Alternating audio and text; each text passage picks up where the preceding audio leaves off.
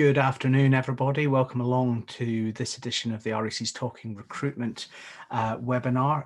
If you just bear with us for a second or two, it takes a little while for everyone to get into the room on Zoom webinar, so we'll just let that happen for the next 30 seconds or so, and then we will get started. Delighted to be joined today by Kate Shoesmith, the REC Deputy Chief Exec. Hi, Kate, and welcome back from your holiday last week. Thank you, Neil. I'm very glad to be sat down in my little office at home because I spent most of my week off decorating. So it's quite nice to be looking at a screen again. Yeah, these are the challenges of seizing hold of the rush to move home at the end of the towards the end of the pandemic, as we've all spent more time here. For those of you who don't know me, I'm of course Neil Carberry, the REC Chief Exec, and Kate and I'll be taking you through all of this today. Just looking at the participant list, it's filling up nicely. I think we'll make a start. We've got quite a lot to get through today. Karen, can you move the slides on, please? So we've introduced ourselves already. If you are hearing us okay, or not hearing us, you can confirm via the chat and the Q&A function. If there's any questions you have as you go through, as we go through all of this, then do pop them in there and Kate or I will pick them up as we go. Today's agenda, obviously an update on all the latest from our surveys and what we're seeing. I think then a dive into our campaigning priorities, particularly the story about shortages, which is dominating everything right now in what we hear from members, and a little insight into what we are seeing, as well as some insight in terms of other issues that we've been working on, most notably things like right to work checks. Then a little update on our D&I activity around diversity and inclusion going into the autumn. And then finally, I want to introduce you to some of the suite of things that we want to point you in the direction of in terms of things that the REC is doing to support your business this autumn. Towards the tail end of the slide pack, which we'll share after the webinar, there's a whole suite of all the latest REC training and other offers, but we probably won't go through that in detail on the webinar. That's all there for you to look at once you have a chance to go through the slides. Let's move the slide along, please. And I think Kate and I are quite keen to start with a poll just to understand where you are right now. So how are things going for you and your business as we get into the autumn? And we've gone for 4 options rather than 3 here. So option 4 is it's still a bit tough out there in terms of making our numbers.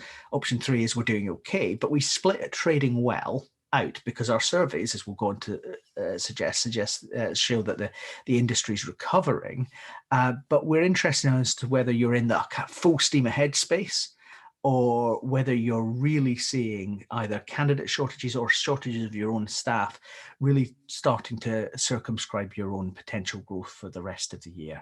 So how are things going for you right now? It's a really good temperature check for us in terms of how you're feeling.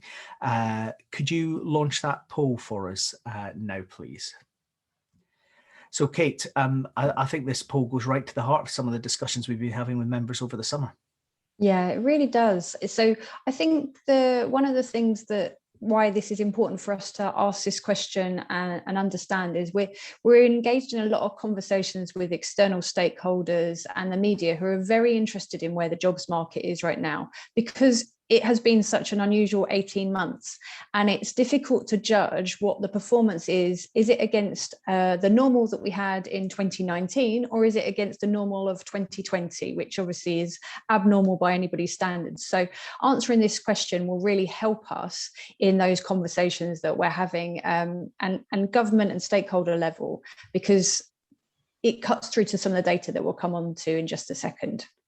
I think the other thing is it's really important to understand that the performance of the industry isn't an average. that in some parts of the industry, some sectors, some subsectors, even things are tougher, and in other sectors, people are worked off their feet right now in terms of high demand. And I think for us as an organisation, getting the tone right and how we talk about the performance of the sector in the media, to clients and so forth, is really important. Karen, do you want to close the poll off now, and we'll have a look at the results? So I don't think that's a particularly surprising set of results there, Kate. No, it's really not. And perhaps this is a great place for us to come in and look at some of our data. Really interested in any comments. If you put them in the chat, then other people can't see them. So if people want to add some colour to your survey responses there, then please do. And we'll also talk a bit about what else you can do to inform some of those conversations a bit later on in today's webinar. But shall we take a look at some of the labour market data in that case? Karen, would you move it on to the next slide?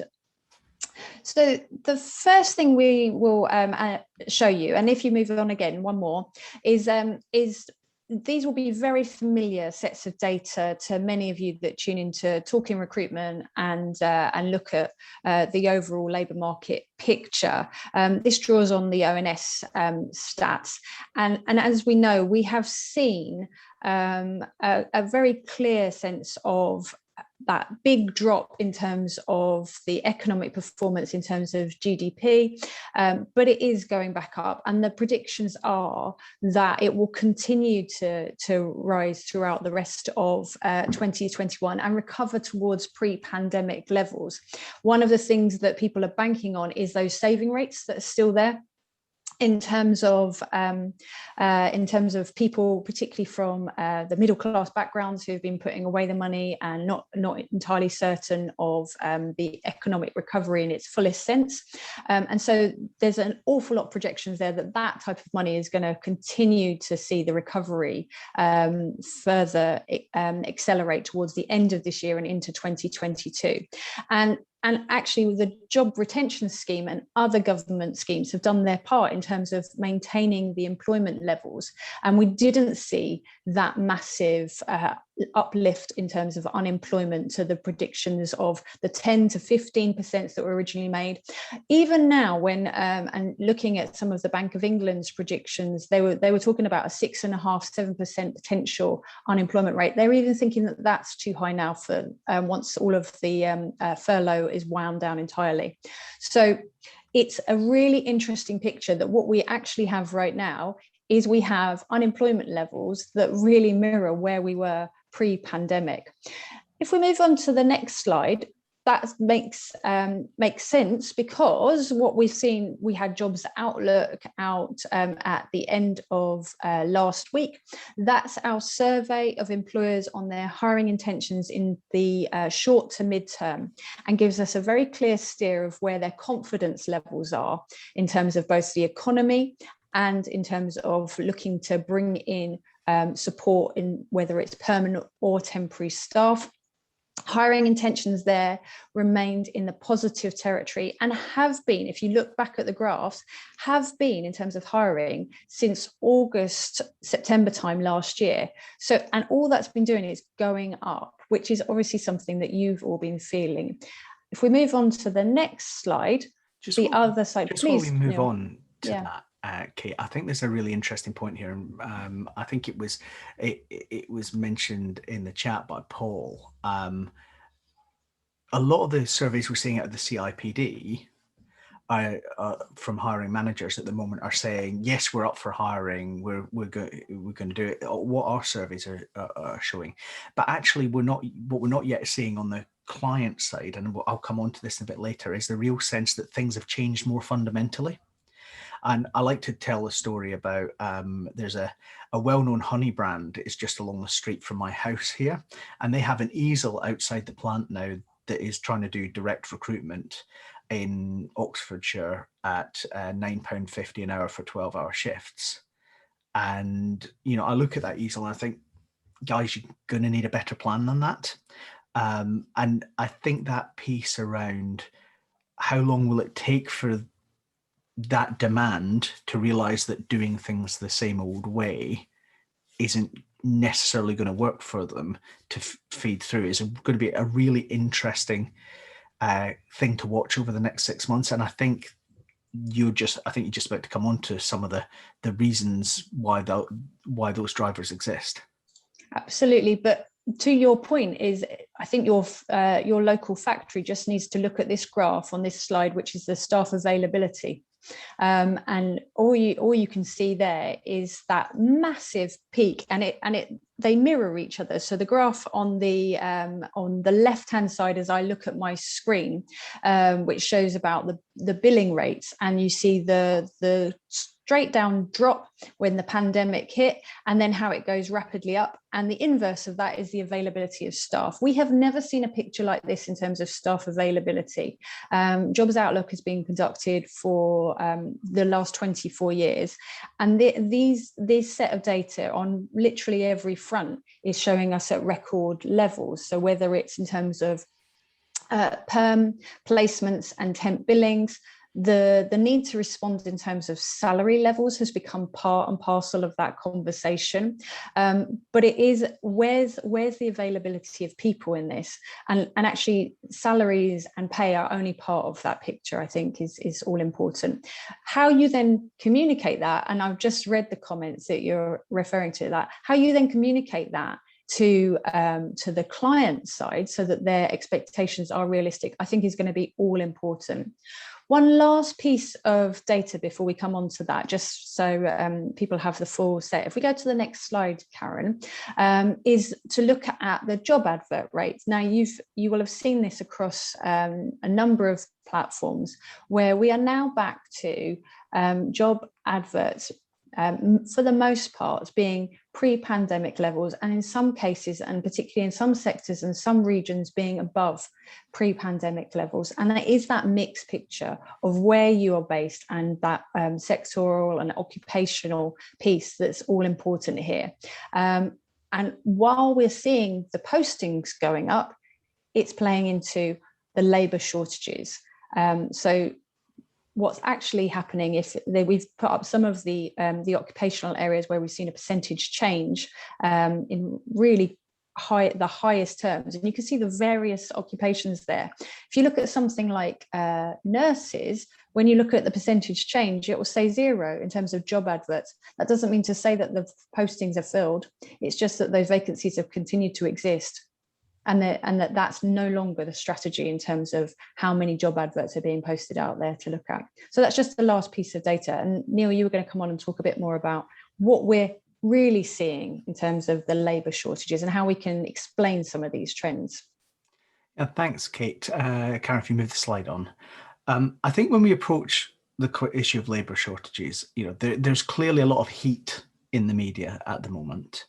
And I think our role as a sector and as an industry body, professional body at the REC, is to provide some light.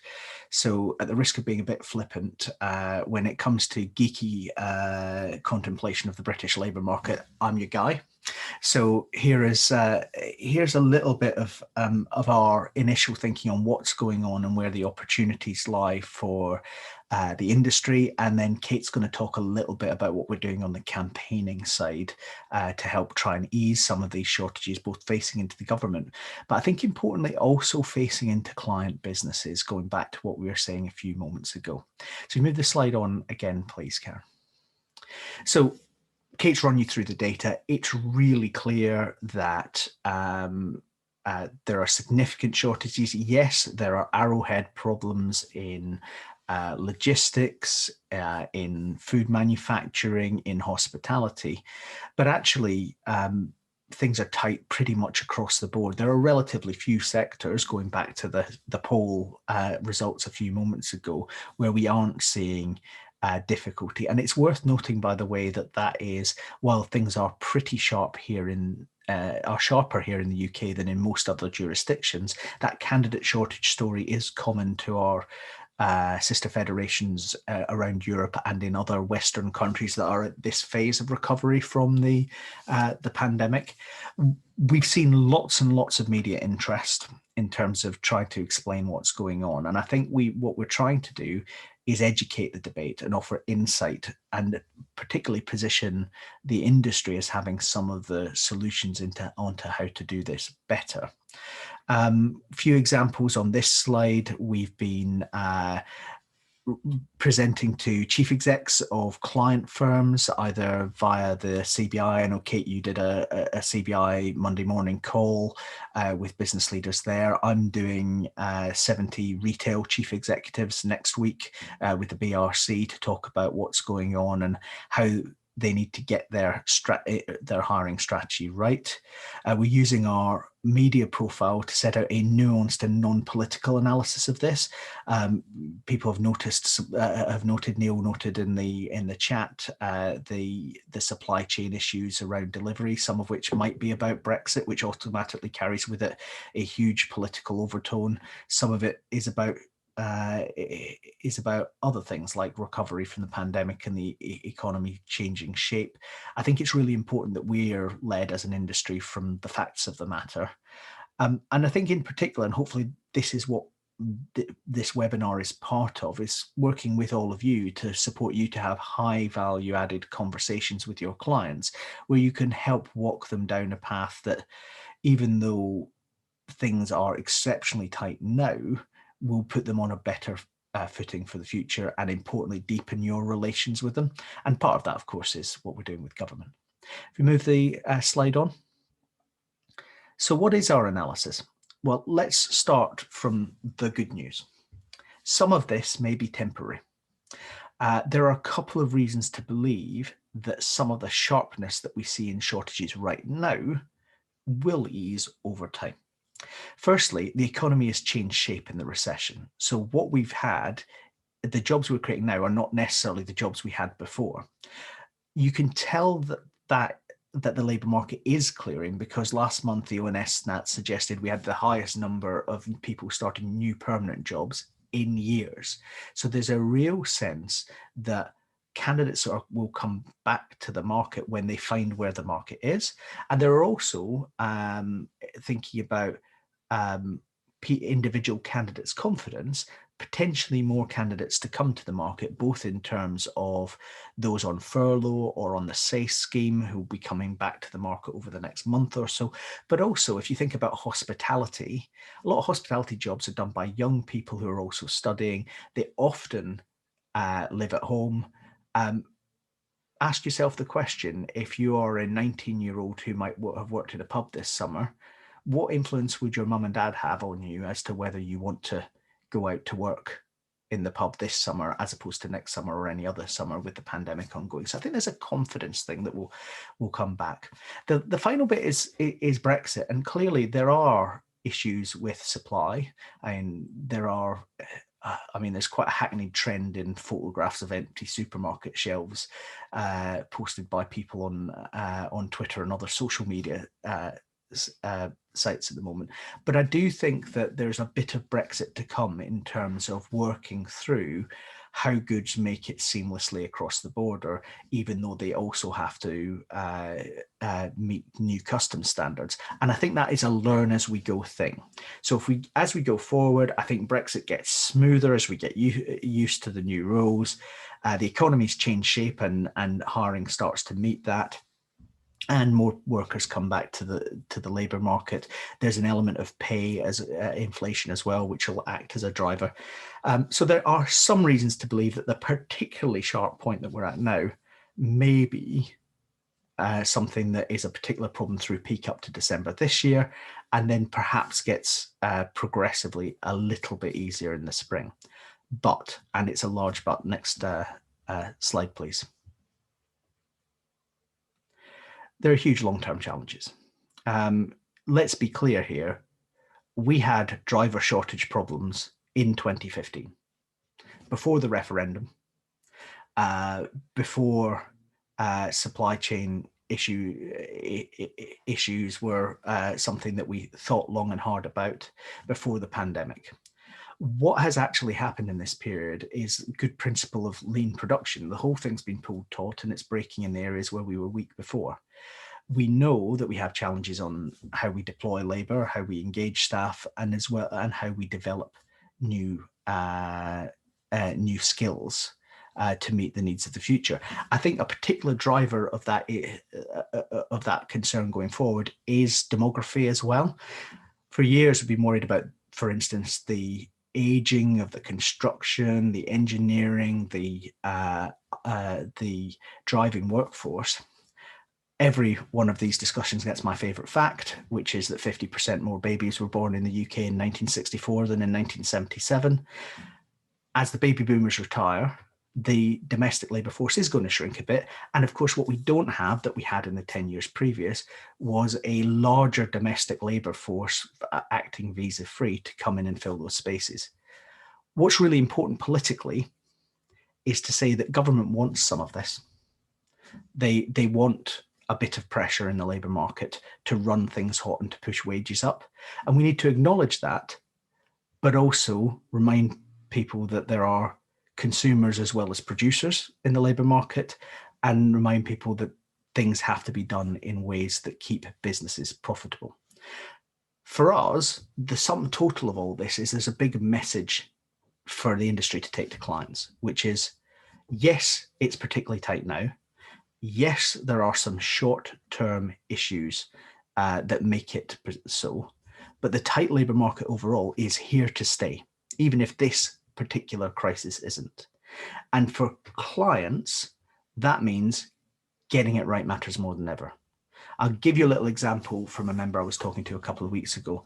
They had two warehousing clients paying different levels of pay. The one who was paying less had much better retention because the canteen worked, the loos were clean, and people were treated well. So there's a whole piece around workforce planning, the balance of permanent hiring, temporary staffing, and skills development. And I'm seeing a lot of interest from members in hire, train, deploy models starting to develop at the moment, which have been big in IT for a little while, but are starting to spread.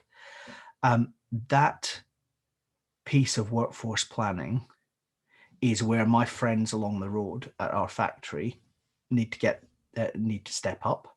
And I think that's a big opportunity for us in the industry. And it's something that we're reflecting in all of our media and client-facing work at the REC. And it also, I think, sets the framework for what we have to say to the government too. Can we move the slide on, please, Karen? I think the other thing there, Neil, is that it's not just a public or private sector debate we're seeing. This applies to clients across the board. So in conversations with NHS trusts and NHS employers that we've been having recently, these themes are loudly heard. And what's becoming particularly apparent is that the recruiter insight at the front line of seeing exactly where the demand is and where the peaks and troughs are coming is more important than ever. So there's a real opportunity to push just that analysis and that insight without it needing to sound particularly overly commercial or a discussion about percentage and margins just yet. It's just, what do you know? You know far more from that frontline position than those employers do. I think that's right. And, one of the things that we'd really encourage you all to do is, yes, absolutely use the sorts of data that Kate ran through earlier to have discussions with clients. But if there are things you want to know, give us a ring. Drop me, Kate, your account manager, an email. Had a great discussion in Scotland with members recently where we were talking about, well, how can we use the kind of MZ job advert data that Kate was talking about earlier, not just to dig into what's happening in Scotland in a sector, but what's happening in Aberdeenshire in a sector. And we can do that with some of the data that we've got. So if there are things you need that help you have that conversation with clients, do get in touch, because I think this is a real moment for the industry, building on what we were doing earlier in the year and talking about the role of the industry through our Recruitment for Recovery campaign to really explore some new markets and open up some growth. Super challenging, as people have been saying, in terms of the scale of the candidate drought. But I think there's a moment here for that big professional services understanding to be built up on the client side. I'm going to have a look at the question that's come in, Kate. If you take us through a little about what we're doing facing the government on all this. You're going to love the question. Thank you, Neil. So what's become important to us is to ensure that the governments understand exactly this level of information and insight that we can provide. Our media profile on labour and skill shortages has been in the front line since about May this year, actually. So we were one of the earliest organisations to start talking about it. And it meant that we can have access to a number of government departments, including the opposition. Now, whilst there's not an election looming imminently, this is really important to be talking to the opposition parties at this point in time, because they can help in terms of raising questions, and we'll come on to talk about that in just a second, that put pressure on government in the right ways so that we can get some answers that we require. So conversations have focused around what can we do practically around the immigration system, and I know I've talked about this with many members over time, and many of you will agree that it's not the panacea. It's not the political agenda that's going to be front and foremost for this particular government, but there is a sense of, there was a promise around a flexible, employer responsive immigration system, so help us work with that and create it. And of course, that's where the pressure came in terms of maintaining digital right to work checks.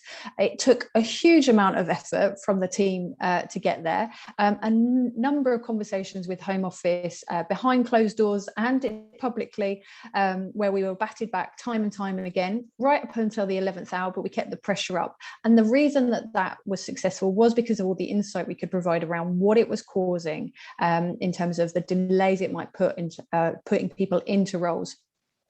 So, and we've also been speaking directly to the government departments that will have a particular interest in and can be champions for their sector, although it may not always feel like that. So transport, particularly thinking about driver shortages and that logistics supply chain, also talking to DWP around what we can do to support there. It's particularly, we've obviously worked on Kickstart, there's the Restart initiative coming, and there's also what can we do in terms of some of the sector academies that we had previously. We think one of the areas that could be particularly useful is the Department for Education have money set aside for skills boot camps, and we're going to ask you something about that in just a moment. And we also think it's really important to think about those pockets of the jobs market that are thus far untapped. So we talk quite often about diversity and inclusion, and how are we ensuring that we are being open and transparent in terms of the opportunities that are available for all, whether that's young people, older people, people of colour across the piece. But also, what about some of the work we're seeing right now around what is it we can possibly do to have, government have termed it a warm welcome to people coming over from Afghanistan right now. How can we make best use of asylum seekers, legitimate people that are here for good reason, that are prevented from working? And we think this is a really important area where we can support them into work if they were allowed to be. So we're pushing on that particular piece. If we move on to the next slide, our ask of you is very clear. We need as much intelligence as possible. And there's two particular ways we can get that from you right now. We have a very short survey. When we send around the slides, the link will be available, or you'll find it on our social media platforms. There's 11, maybe 13 questions on that you need. That's just a snapshot of time of where you're up to right now. The other piece that does help is the stories, the anecdotes. So if you don't want to complete the survey, or instead of, we have a template. You can call us. I did this with one member the other week. It's really, really helpful. And you watch the minister when you talk to them about what we're seeing in terms of the jobs market. You watch the cogs whir, and you can see how they can engage with the story, because it's somebody in their constituency that they understand the trauma it is causing from both the client perspective, from the candidate perspective, and the recruiter in the middle trying to match these demands up. what we need to do is we need to be very clear on the front foot, so we have a short window between Parliament coming back next Monday and then them going away on the party conferences to really hammer home some of these messages. So please do engage with those, or give us a call at any point in time. Just on that, this is where I think the answer to Neil's question about the apprenticeship levy comes in. I can't recall whether we talked about this on the last webinar, but we definitely had, shall we say, a robust meeting with Gillian Keegan and a group of members back at the tail end of May, beginning of June, something like that, on the subject of the levy. And the walls were still up at that stage. And I think the walls are up because government hasn't still, despite many conversations, still hasn't quite got the fact that it's not about paying a levy. It's about making sure that that levy delivers skills programs that are actually helpful to the businesses that are playing them. And I think there is an opportunity here to reopen that. Interesting to see that Gillian Keegan has agreed to meet with a couple of members who've reached out through their local MP, which is a big part of this campaign, and our campaigns team are accompanying those members to their meetings with the local MP and the minister. And it's these stories that will help establish the pragmatic and practical reasons why the levy needs to change. So the levy flows quite neatly into this. So we don't start every story with the answer to everything is changing the apprentice levy, but when you look at the potential solution sets for all this, changing the apprenticeship levy is a fairly obvious one. Yeah, it really is, and it speaks to why an apprenticeship isn't the only option that's available. And that's something that we are focusing on. If I move on to the next slide, just quickly to give you a flavour of when we said we were talking with parliamentarians from cross-party to really push through some of these points. It can be very helpful for them to raise parliamentary questions using our data sources and information. So this is just a flavour of some of the things that we've been raising in Parliament. It's something that we're going to continue to do with the backing of members from the survey responses and some of those anecdotes, as I was saying earlier.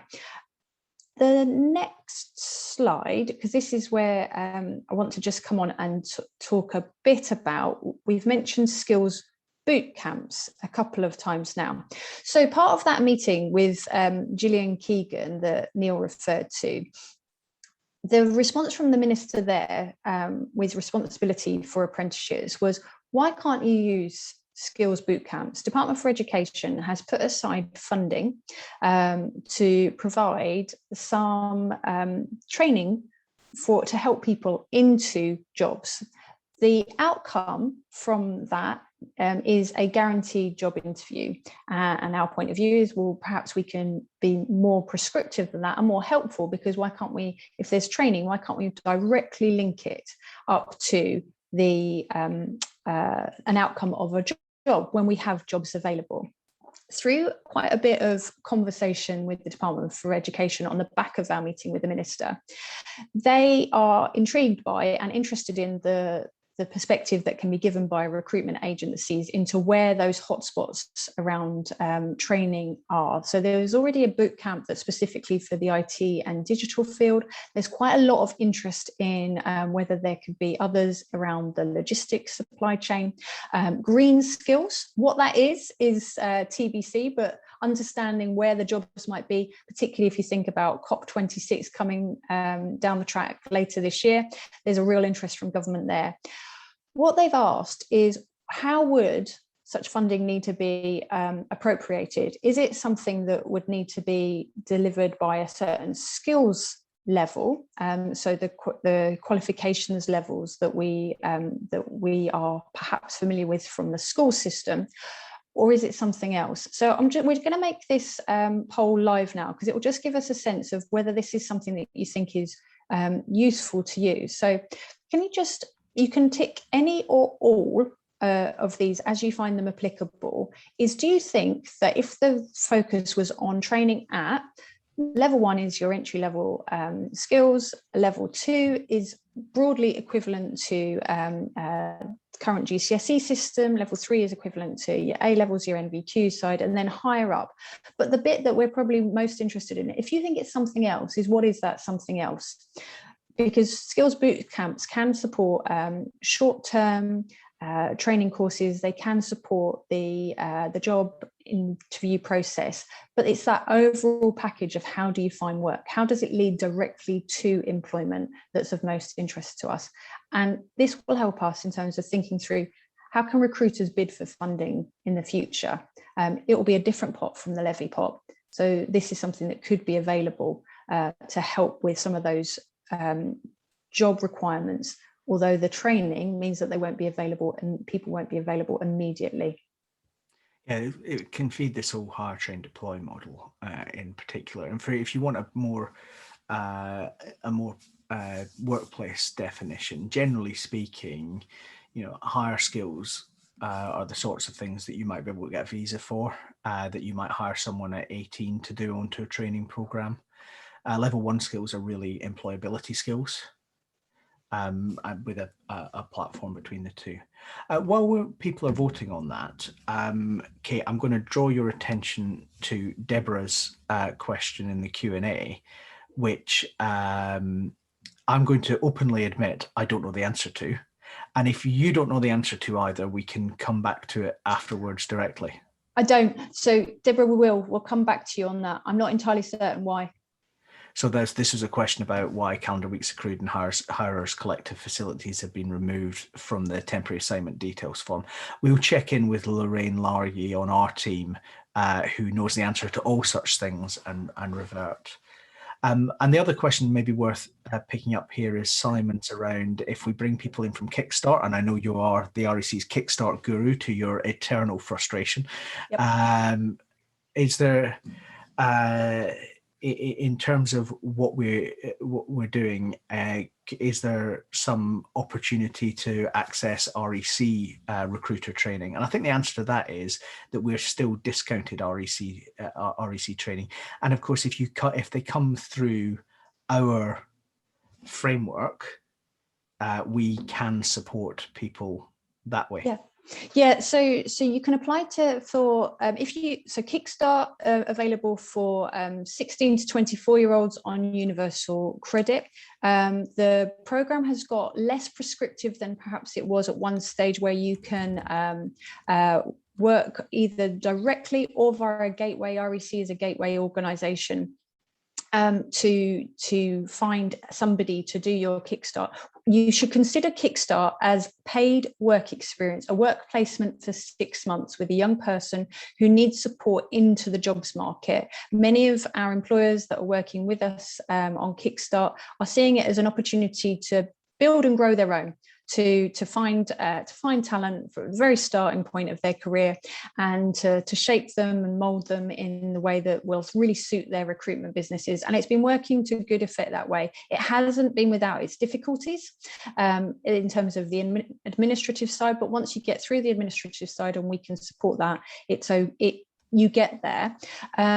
What's available via Kickstart is you receive an employability grant of £1,500 from the government, which is for the employer to use, and you could put it towards training or qualifications. You can put it if you're part of our gateway, we say that we want you to ensure that candidate, that individual that's on your work placement, at least leaves at the end of your 6 months with the CV that you've worked with them on, so that they're very clear and that you've given them interview techniques and practice interviews. There's other stuff that we also require from our employers, but there is that money available via Kickstart. We're always happy to discuss with anyone coming through our gateway what sort of arrangements with REC support you'd like. So do pick that up directly with your account manager. Why don't we have a look at the results of this poll, which has been running for a little while. There we go. So level 2 and level 3 in the lead. That's perhaps not a surprise, given those are the most typical entry level skills for some of the jobs in highest demand right now. Absolutely. So, and we're more than happy to keep people informed about these boot camps, so that we can really inform DfE's approach. So it does work live for the jobs market on the ground. What we don't want is we don't want funding that goes towards training that doesn't lead to a job outcome, because that won't help anybody. Absolutely. Absolutely. Great. Let's close that poll off and let's move on. We've managed to get a full, if you move the slides on as well, we managed to get a full 40 minutes into the webinar without Kate basking in the glow of the REC's glorious victory on digital right to work checks, which required lots of support from all sorts of members. But we've reached that moment now, Kate, so off you go. I think I've mentioned it once already. I've managed to sneak it in. If we move to the next slide, Karen.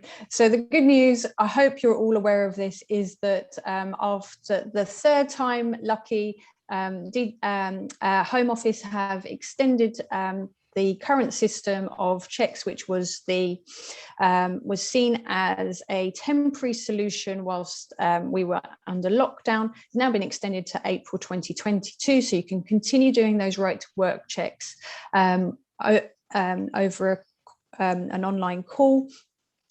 The focus from Home Office is that they want to create a permanent solution, that they want there to be a very robust system in place, and that therefore they felt that the current system might need some tweaks to it. So it's not likely to stay as its current format once we get past April 2022. That's a given. But what it will be is it will be digital. So all of the lessons learned, and we did a number of things.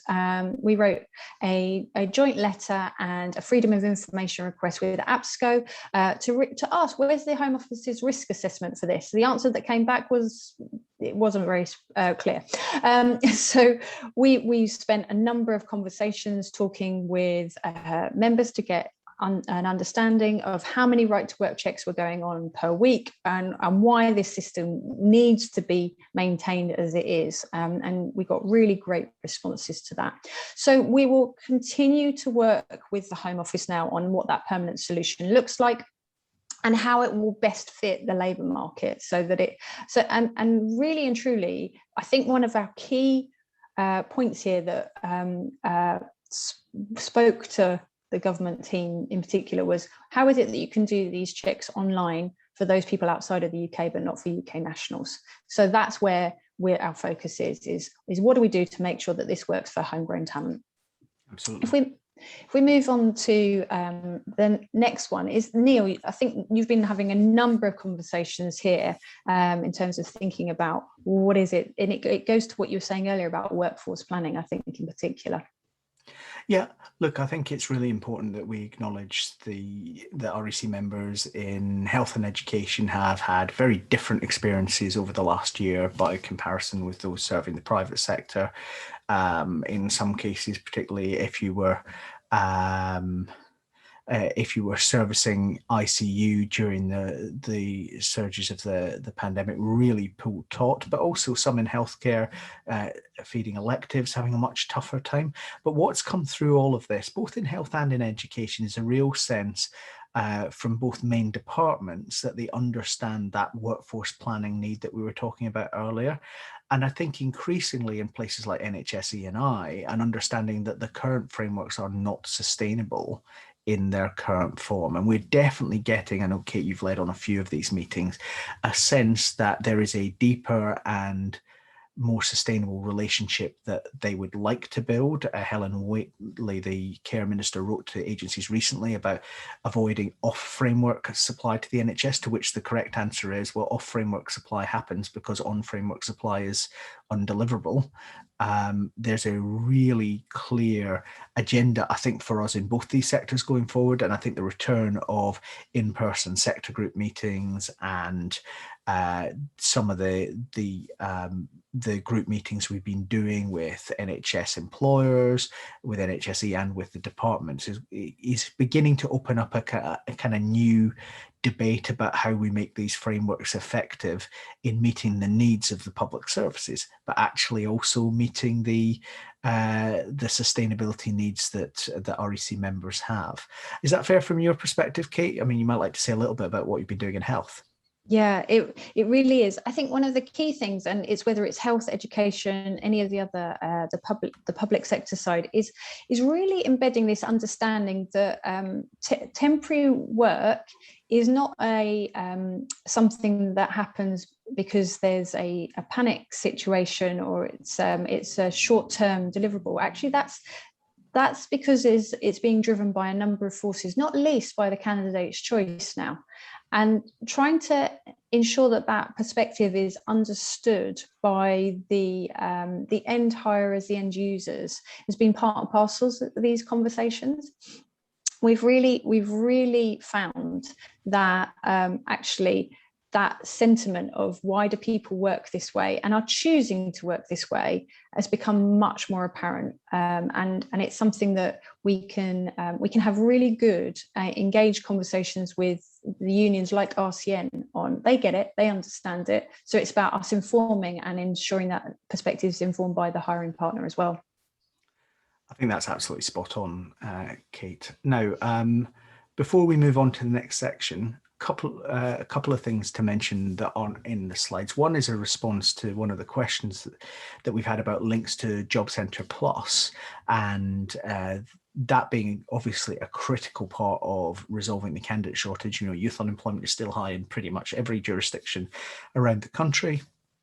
We've still got a group of long-term unemployed, and the work of job centres and getting those people ready to come to REC members and find work is really important. We've had some really positive discussions with DWP over the last few months, I think partially built on the fact that we've been their critical friend on some of the underperformance around Kickstart that we've seen. And we've got a commitment from the department to renew the Memorandum of Understanding on co-working with the REC that DWP has had in the past. So I'd expect to see some big initiatives coming from the REC working with the DWP on that later on in the autumn. Is that a reasonable time frame, Kate?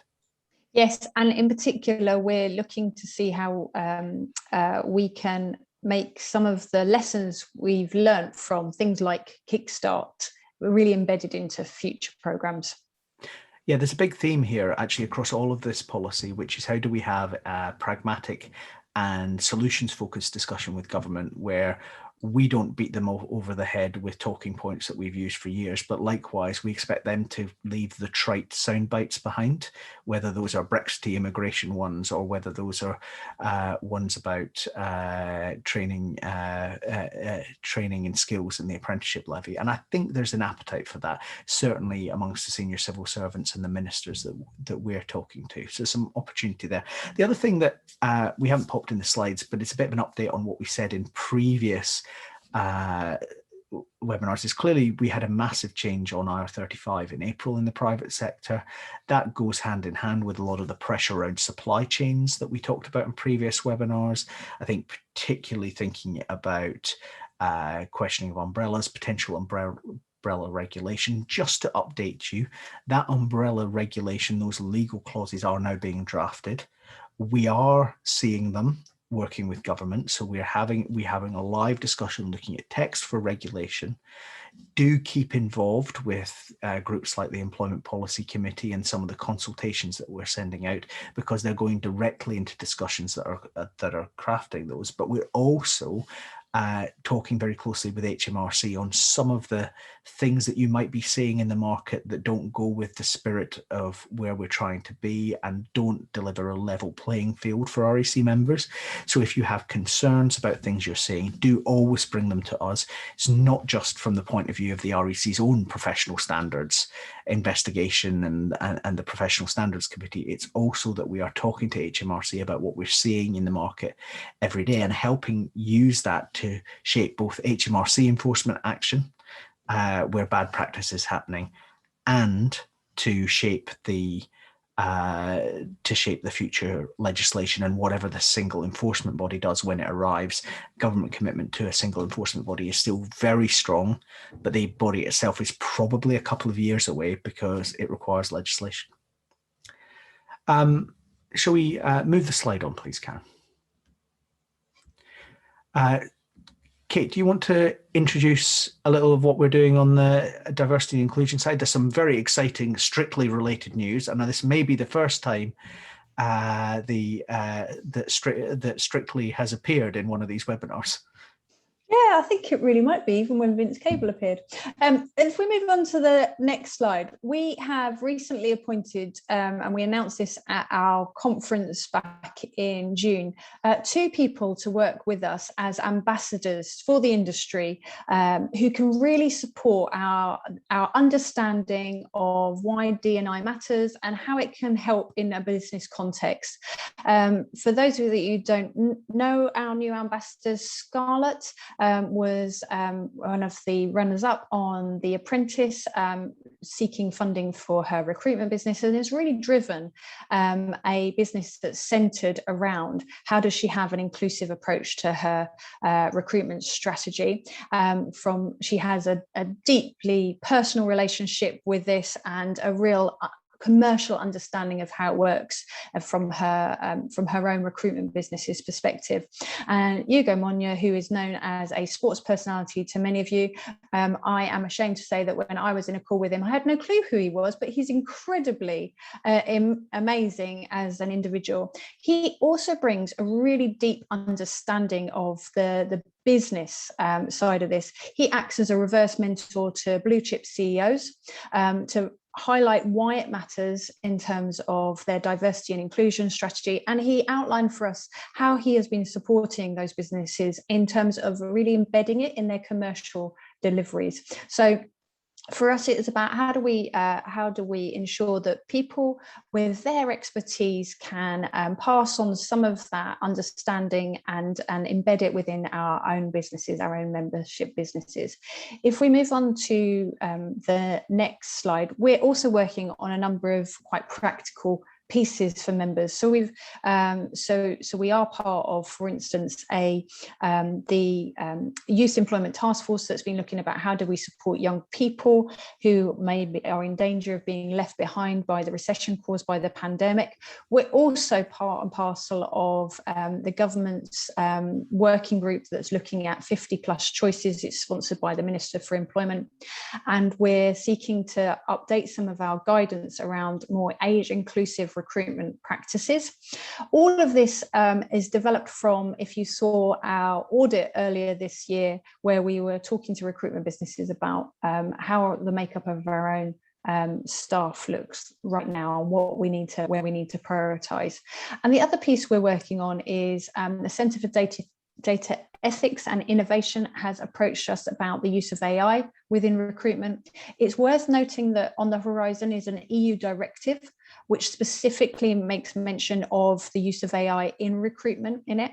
And we know, with or without Brexit, anything that's part and parcel of that regulatory environment will be looked at by our government in time. So it's worth us being ahead of the curve and understanding what's best practice, and we're working with the centre to inform that. So it'll be a practical piece that can help members, and they'll both be available later this year. But we have one last poll question, if we can, just to tie off this particular theme.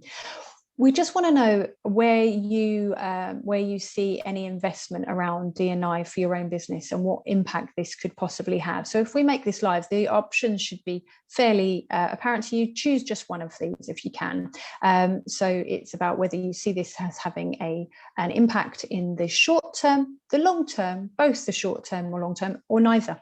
And any and all of these answers are really helpful to us to inform our strategy around what we do next in terms of developing products and services that make the most difference for you as businesses.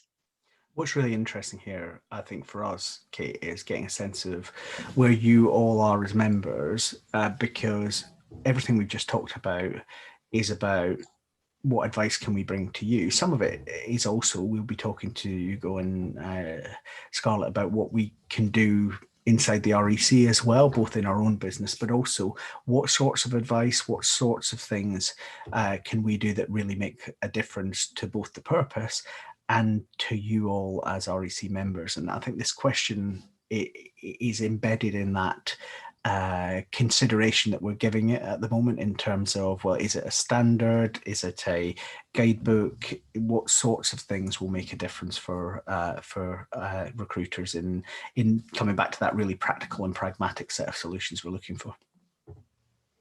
So let's close the question off now, just so we can have a quick look at the results. That's really helpful. Because we've got a clear winner there in terms of its yes in the short and long term, and I think that's so important because it's seeing is where this can support a business's direction, and how do we get this firmly part and parcel of a strategic approach, rather than it just being an add-on or something that's on the side of a company's mindset right now. That's really helpful to know. A couple of really good comments in the chat about this as well from Stephanie and Simon that are worth taking away. Now, before we finish at the top of the hour, I just wanted to run you through one or two other things from the REC that you might find interesting or supportive as we go into the autumn. So, Karen, if we move the slide on. So, thinking more about business support, and take the slide on to the next one. First and foremost, we had a fantastic live digital conference at the end of June.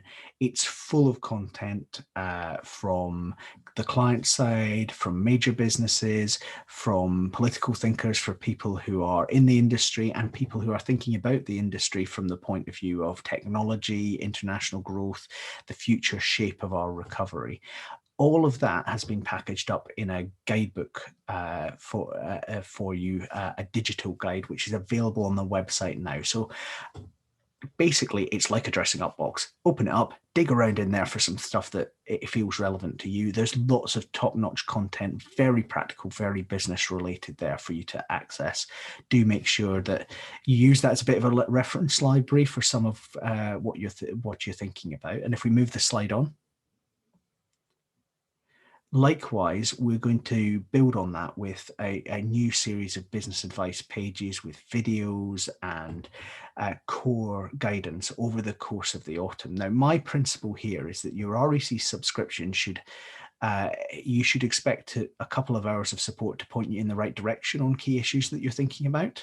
And this business advice website is the beginnings of that. We've already launched one on starting out. So it's for businesses who are at the beginning of their journey. Through the course of the autumn, we're going to launch one that's looking more at scaling an existing business. And then we're going to finish by looking at one that's more about transactions. Over time, we might then take that forward to trading internationally, to inclusion and diversity, a whole range of areas. But this is going to be a really important and exciting part of the REC site in the months and years to come, and well worth you digging into around business tools and thought leadership content, as well as other things that might be of interest to you as you're thinking about the next stage of development for your firm. Kate, were you going to come in?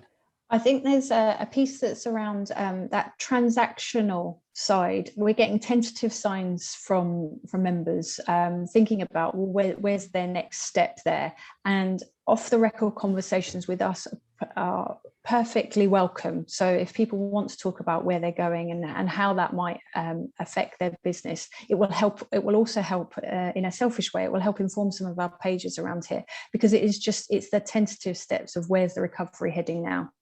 Exactly, and every business is in a slightly different position. Your AM, Kate or I, always happy to have a discussion. And what we'll do is, when we see things bubbling up that are really big issues, we'll start doing things like this on the website behind the member wall, just to make sure we're giving you that first couple of hours and an off-ramp to some places you might find further support.